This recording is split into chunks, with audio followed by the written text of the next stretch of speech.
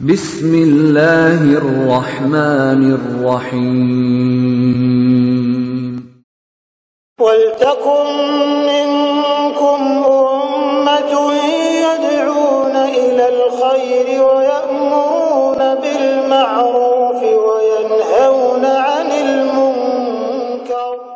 Assalamualaikum warahmatullahi wabarakatuh. Alhamdulillah ya ikhwah fillah wa akhwati fiddin rahimani wa rahimakumullah jami'an. Insyaallah kita bersama-sama berharap di pengajian kita Allah berkahi kita, Allah tambah kebaikan-kebaikan hidup kita, keberkahan di sisa-sisa umur yang kita dapatkan insyaallah.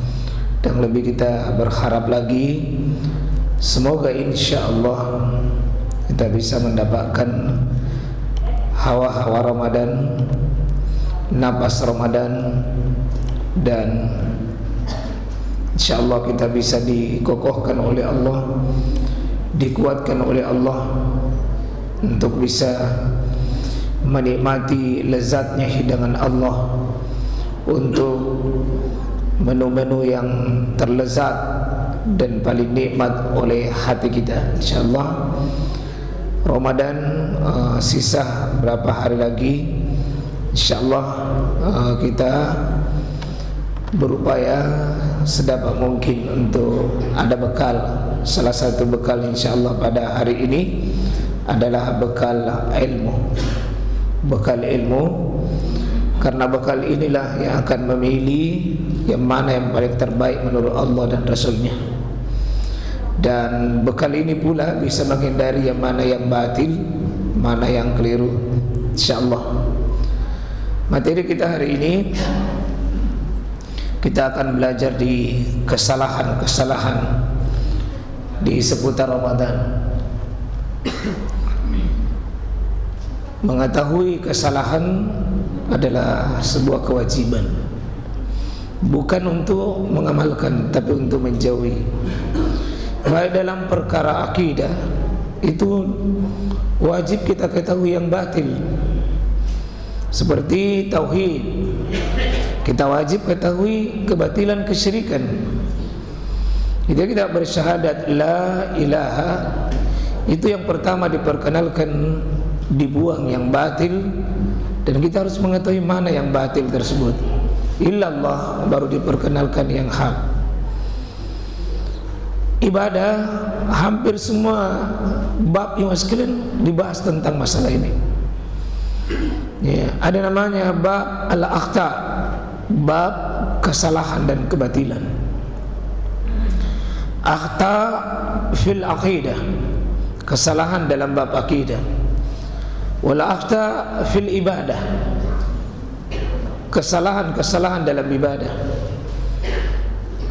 Al akhta fil adab wal akhlak, ini diungkap oleh para ulama. Seperti kesalahan dalam akidah itu banyak sekali. Kesalahan dalam ibadah salat saja, ada seorang ulama besar dari Mesir namanya Asy' Al-Misri rahimahullah taala, beliau menulis Al-Akhta'ul Musallin. Kesalahan dalam salat itu beliau menulis 400 kesalahan. Oleh Asy' Al-Hilal Salih, beliau mengajarkan 250 kesalahan. Demikian juga di seputar Ramadan. Kalau kita kumpul Pak, para penulis-penulis kitab ini juga ratusan. Ya, cuma dalam 2 tulisan yang kami buat di sini, saya hanya mengambil kurang lebih 58 saja. Itu saya mengambil bagian-bagian umum saja supaya kita mendesak untuk kita ketahui. Ini yang pertama, tidak peduli, cuek dengan datangnya bulan Ramadan. Ini kesalahan. Ya, karena datang Ramadan tidak datang Ramadan sama saja. Padahal Allah Subhanahu wa taala menyebutkan qad ja'akum syahrun azim, datang kepada kalian bulan agung, wa syahrun mubarak, bulan penuh berkah.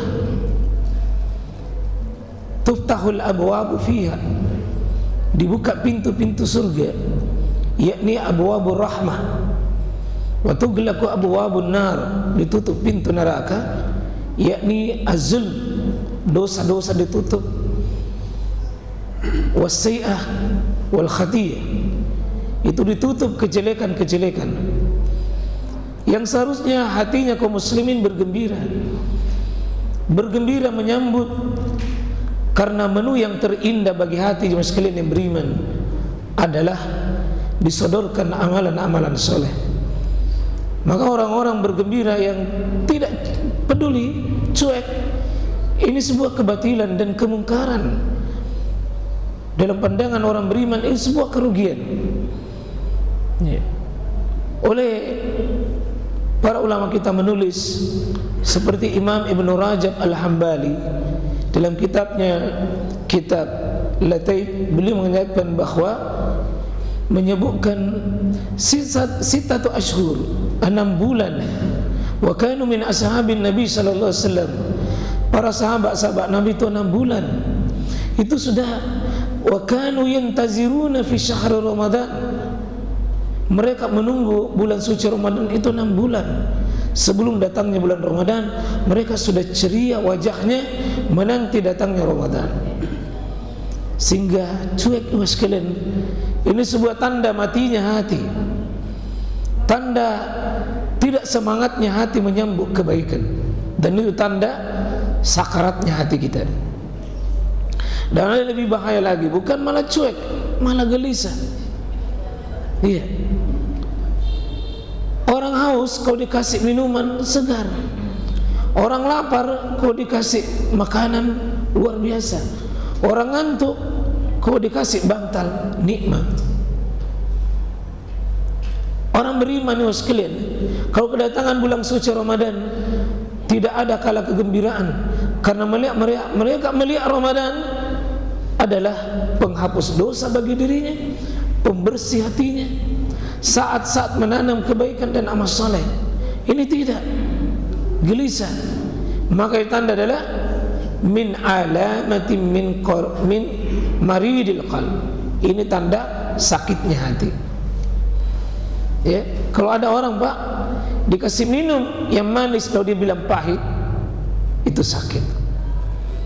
Sama dengan gelisah menyambut Ramadan, mengapakkan dengan tega-teganya mengatakan cari minggu tenang karena masuk Ramadan, minggu terakhir, seolah-olah Ramadan ini musuh.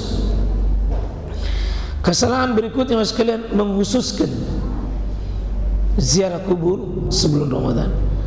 Jadi bukan ziarah kubur yang keliru, menentukan waktu khusus yang tidak ditentukan.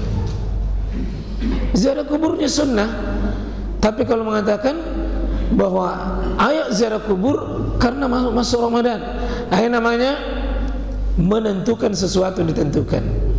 Sementara rumus sekalian, al-itlaqu yajri ala itlaqihi ma lam yuqid ala nas. Yang namanya mutlak, umum, itu berlaku kemutlakannya dan tidak boleh dikhususkan selama tidak ada nas yang mengkhususkan. Maka kalau memang waktu tak memang sebelum Ramadan itu ada waktu ziarah kubur dan tidak dikhususkan, tidak mengapa. Atau sesudah Ramadan kita ziarah pada orang hidup di daerah kita, lalu sempatkan ziarah kubur, tidak mengapa, karena ini tidak dikhususkan. Sebagaimana ceramah di sini, katakanlah malam Jumat, itu bukan penghususan, tapi hanya kita jadwal. Tapi seandainya pindah malam lain, bukan kesalahan dan bukan ibadah. Iya. Sama misalnya ceramah tarawih setiap sudah Isya, itu bukan penghususan. Tapi kalau katakan tidak sah ceramah tarawih kalau bukan sudah Isya, ini penghususan. Karena boleh kapan saja. Biasa ada tempat yang kami datangi, salat maki dulu, saya ceramah di tempat lain, nanti saya sudah ceramah di tempat lain, saya datang di situ, sudah salat baru kita ceramah, ya tidak ada masalah, bukan penghususan. Ya, sama orang nasihat pernikahan boleh dinasihati. Misalnya belum nikah, dinasihati saja dulu. Imamnya belum datang, ya tidak apa-apa. Kan pencatatnya ya kapan saja dicatat, nasihatnya juga kapan. Tidak usah ditentukan bahwa harus menikah dulu baru ceramai. Yang belum menikah saja sudah bisa diceramai, anak muda sudah bisa diceramai. Padahal belum dajang, tidak jelas siapa jodohnya. Ya, bisa saja.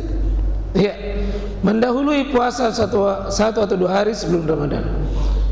Ya, ada orang yang berkeyakinan, siapa tahu tidak cukup puasa, jadi puasa memang nih.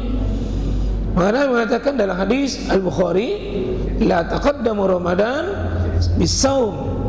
Jangan kau mendahului puasa Ramadan itu yaum au yaumaini, 1 atau 2 hari. Ya, tidak boleh.